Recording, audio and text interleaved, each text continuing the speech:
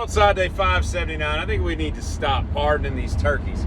It pisses me off more and more every damn year. It's so stupid. We got all these world problems we got to deal with, and that dumb idiot in the White House, I don't care who it is, they're up there pardoning turkeys. It's just dumb. It's stupid, okay? Drives me nuts. Have you ever noticed that, like, no one can lay claim to anybody named Doug that's like an interesting, fun guy to be around? It's so weird. Like, Doug just sounds boring. I'm Doug, just Doug. It's just a boring name, right? I mean, Douglas MacArthur, Doug Flutie, Doug Christie, Doug Heffernan, he's made up, there's no Dougs. There's none. No Dougs. No one knows a Doug. You're like, man, you got to meet this dude. I know he's going to be great. He's coming to the party tomorrow. You're going to love him. He's so much fun to be around. He's just like he's a blast. He's just a blast. And no one's ever said that about a Doug. No one will ever say that about a Doug. And y'all got to stop naming your kids Douglas, okay? And if you look at the word Doug, just like write D-O-G, I can't even spell, D-O-U-G, just write it on a piece of paper and stare at it for about 10 seconds. It's a dumb word just to look at, you know what I mean? I'll tell you what, I remember, I've been watching these videos, you see them pop up, people saving parking spaces by standing there because their significant others like circling the lot, Get out of the way, okay? This is the same as somebody blocking the road to protest something. Like, you can't hold a parking spot with your body, and you're just looking to get your ass run over or beat down in the parking lot by somebody who gets a little impatient and does something that maybe they shouldn't do, but they did, right? I remember, it reminds me of when Chipotle came to this area. Chipotle invades, right? I found Chipotle when I was down in Winter Park, Florida. Back in like 2008, right? I'd heard of it, but I didn't know what it was. And I ate there and I was like, what is this magic? It was like the first time you eat at Chipotle, right? And you get the carnitas, and it changes your life, right? Or at least it did back then. I think they've gotten so popular there. It's like, what do they call it? Like smooth cuisine, fast cuisine, I don't know what they don't call it fast food, but it's something, it's like fast food but made with love, so it's slowed down a little bit, right? But now I think they've gotten so busy, they're just throwing it in. It's just slop in a bowl, They've taken the pride out of the Chipotle. But back then, man, sakes alive, I say.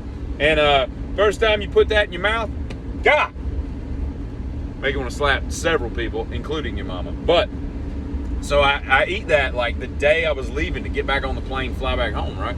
And I was like, and so from there, I'm scouting out the state for these places. So sometime about a year later, they build one in a nearby city.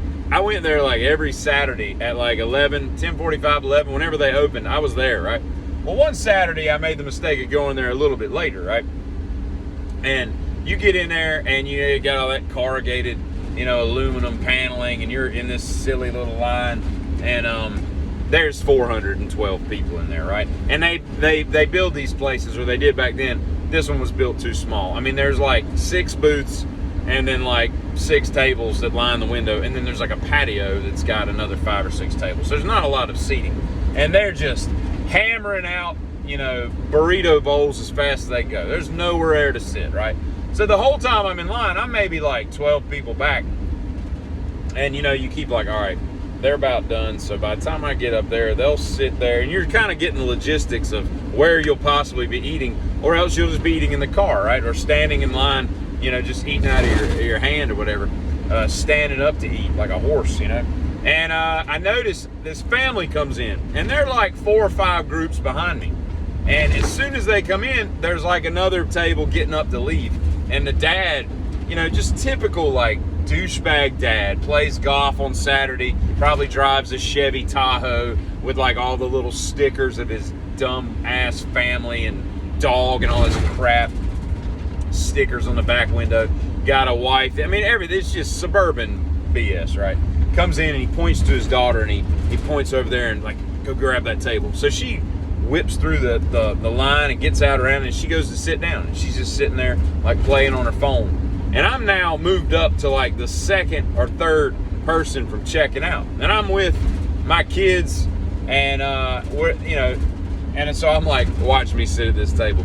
And so I see the guys in front of me, they're getting it to go, so they leave. I'm like, oh yeah, So I get the food. I'm like, boy, go get the drinks. I'll be at that table right there. He's like, what table? I'm like, that table with that little 9-year-old girl. So I just sit down with her right across from her, right? And I don't say a word. I just start unpacking my food and start eating, right? And she's like, you know, she not gonna say anything. She's 9, right? And the dad, like I can see him, and so he starts walking over that way, and he starts getting into it with me, you know, like, hey, we've got this table. I'm like, and I just like, I'm eating, right? And I just look up at him,